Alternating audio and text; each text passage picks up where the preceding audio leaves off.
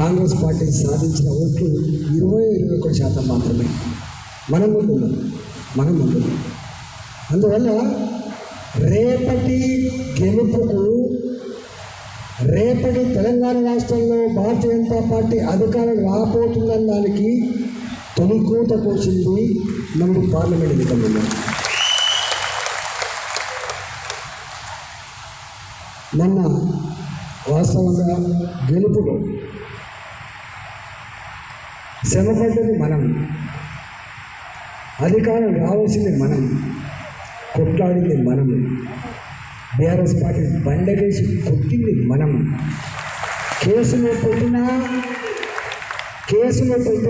జైళ్ళ పాలు చేసినా ఎన్ని రకాల పర్సనల్గా ఇబ్బంది పెట్టినప్పటికి కూడా కలపడ్డది, నిలబడ్డది భారతీయ జనతా పార్టీ కార్యకర్తల నాయకులు.